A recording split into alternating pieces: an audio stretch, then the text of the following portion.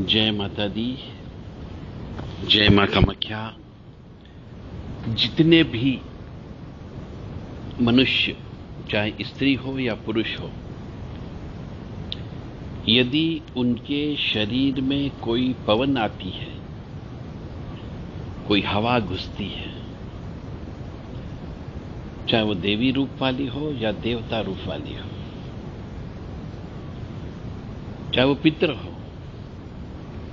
चाहे वो नाग महाराज के रूप में आती है, किसी भी रूप में जब वो शरीर के अंदर प्रवेश करती है, ऐसे मनुष्यों को जो पवन आने के बाद में जैसा बोलती है वैसा उस मनुष्य के परिवार वालों को करना चाहिए, तो वह परिवार सुखी, समृद्ध और ऐश्वर्य से भरपूर रह सकता है। क्योंकि ये जितनी भी शरीर के अंदर घुसने वाली आत्माएं होती हैं, ये सब सिद्ध आत्माएं होती हैं। चाहे वो काली मां के रूप में हो, चाहे कंकाली काली के रूप में हो, चाहे भद्रकाली के रूप में हो, दक्षिण काली के रूप में हो, महाकाली के रूप में हो, बीजासन के रूप में हो, जगह जगह कई जगह दरबार चलते हैं। ये सब प्रेत आत्माएं हैं। और चाहे वो भैरव जी के रूप में आए, कोई वीर के रूप में आते हैं, जिनको जिसकी उस आत्मा को जिसकी सिद्धि होती है उसके रूप में वो आते हैं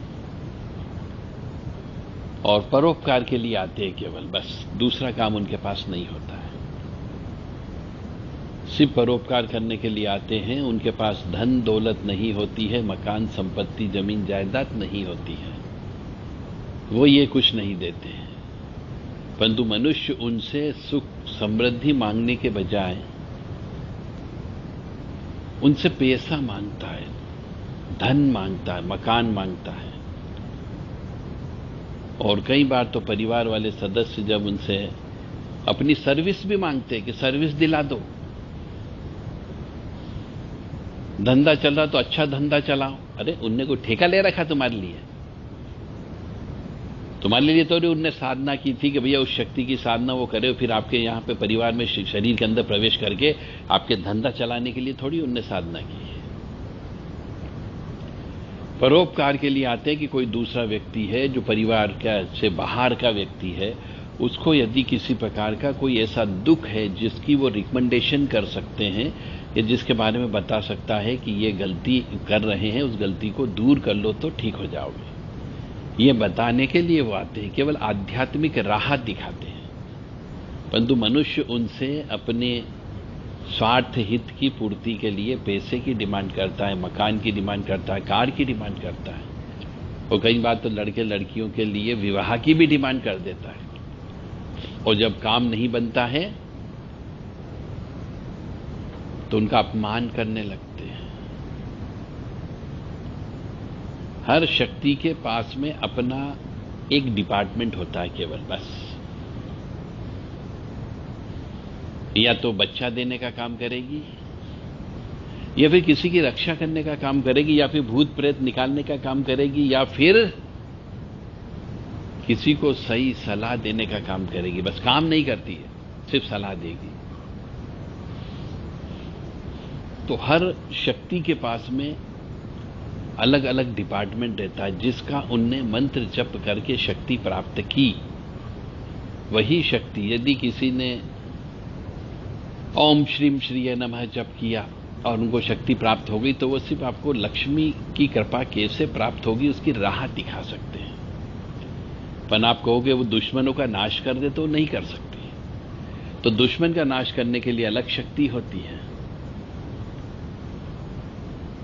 आपकी विल पावर बढ़ाने वाली अलग शक्ति होती है। इसलिए एक ही शक्ति के पास में ये सब चीजें नहीं होती है। परंतु मनुष्य जब दरबार में जाता है तो अपने 1000 प्रश्न लेकर के चले जाता है कि मेरा मकान भी बनवा देगी, मेरा विवाह भी करवा देगी, बच्चे भी पैदा हो जाएंगे, कार गाड़ी घोड़े भी मिल जाएंगे, सर्विस भी लग जाएगी, धंधा भी अच्छा चलेगा। सबकी डिमांड करते हैं। और वह शक्ति फिर झूठे वादे कर देती है। और फिर आप उनको झूठा कहलाने लगते हो। इसलिए पहले शक्ति से ये पूछ लिया जाए कि वह क्या कार्य कर पाएगी, बस उसी से संबंधित ही उनसे प्रश्न उत्तर किए जाएं और जैसा वो बोले वो किए जाएं, तो आपके घर परिवार में सुख समृद्धि शांति आ सकती है। तो ऐसा जिन जिन परिवारों में पवन शरीर में आती है, यह गांठ बांध लें कि वह सब शक्तियां जो आती है एक न एक समय में प्रेत आत्माएं रही हैं, पितृ आत्माएं रही हैं, परंतु उनके द्वारा उस अदृश्य रूप से रहने के बाद किसी का कोई गलत काम नहीं किया गया, किसी के खिलाफ कभी उनने अपने अस्त्र शस्त्र नहीं उठाए, ईश्वर के नाम जप में अपनी जिंदगी गुजार दी। तो ऐसे जप करते हुए 100 साल 200 साल 300 साल हो जाते हैं, तब जाकर के उनको ये शक्ति मिलती है कि वो किसी के शरीर में प्रवेश कर सकते हैं। हर किसी आत्मा को शरीर में प्रवेश करने की योग्यता नहीं होती है।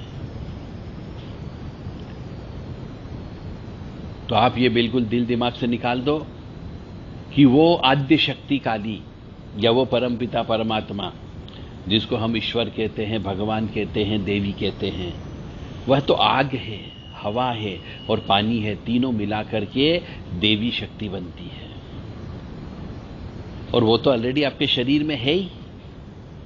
आपके शरीर में आग भी है, पानी भी है और हवा भी है, क्योंकि हवा नहीं होगी तो मर जाओगे, ऑक्सीजन निकल जाएगा। आग निकल जाएगी तो मर जाओगे और पानी निकल जाएगा तो मर जाओगे। तो जब तीनों का मिक्सअप बन जाता है तो वह ईश्वर बनता है। तो तीनों चीज आप अपने शरीर में दोबारा से नहीं घुसा सकते हो। आपके शरीर में जो घुसती है वो सिर्फ हवा घुसती है। आग और पानी एक साथ नहीं घुस सकता और नहीं रह सकता है। तो आपके शरीर में यदि तीनों चीज एक साथ घुसा दी जाए कि मुंह के माध्यम से या नाक के माध्यम से या कान के छेद के माध्यम से एक से आग डाल दी जाए, एक से पानी डाल दिया जाए, एक से हवा घुसाई जाए, तो मर जाओगे। इसलिए ईश्वर नहीं आ सकता कभी बॉडी के अंदर। सब सिद्ध आत्माएं आती है, पवित्र आत्माएं आती है, या जिन्होंने अपने जप तप के माध्यम से पाप कर्मों का प्रायश्चित करने के बाद में ईश्वर से वो शक्ति प्राप्त की है, इसलिए वो पूजनीय होते हैं, इसलिए उनकी पूजा की जाती है।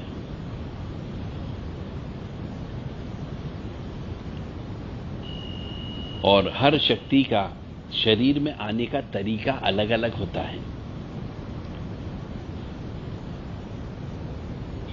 कोई सिर हिला करके आते हैं, कोई बाल खुले करके बहुत ज्यादा घूमते हुए आते हैं, कोई चीख निकालते हुए आते हैं, कोई बहुत शांत प्रकृति से आते हैं, कोई आग हाथ में लेते हैं तो कोई पानी हाथ में लेते हैं। तो सबका अपनी अपनी शक्ति प्रदर्शन का तरीका होता है। कई जगह आपने देखा होगा, गांव खेड़ों में अक्सर जब इस प्रकार की शक्तियां आती है, विशेष तौर से वीर, ये शक्ति जब आती तो ये अपनी शरीर के ऊपर खुद सांकलों से अपने शरीर को मारती है, पीटती है। कई बार चिमटे से भी मारते हैं। कुछ कुछ शक्ति ऐसी भी आती है जो एक चिमटा रखती है और जब आती है तो अपने पीठ के ऊपर चिमटे से मारती है। और सबके आने का तरीका होता है, एक मेथड है। ये सीखना होगा कि उन्होंने कौन सी एक्शन करी शरीर में आने के बाद में, उससे पता लगाया जा सकता है कि इसके शरीर में कौन सी शक्ति आ गई है। जब भी आएगी उसकी एक्शन एक जैसी ही होगी। तो कई बार हम देखते हैं अच्छे अच्छे दरबारों में जाकर के, तो वहां पे चुड़ैल देवी जी के रूप में पूजी जा रही है, परंतु वो चुड़ैल बहुत शक्तिशाली है। तो उसका आने का तरीका बिल्कुल चुड़ैल का ही है और चुड़ैल ही है, परंतु उसे सब लोग देवी वा मान करके पूज रहे हैं और दरबार चल रहा है। और कई जगह आत्महत्या करने वाली प्रेत आत्माएं, जल करके मरने वाली प्रेत आत्मा वो शरीर में आकर के देवी रूप में पूजी जा रही है।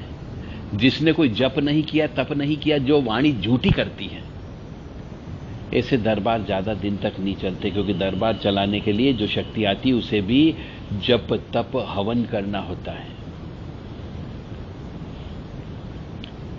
तो शरीर में आने वाली जितनी भी शक्तियां हैं, यह सब प्रेत आत्माएं हैं, न कि परमपिता परमात्मा है और न ही मां जगत जननी है।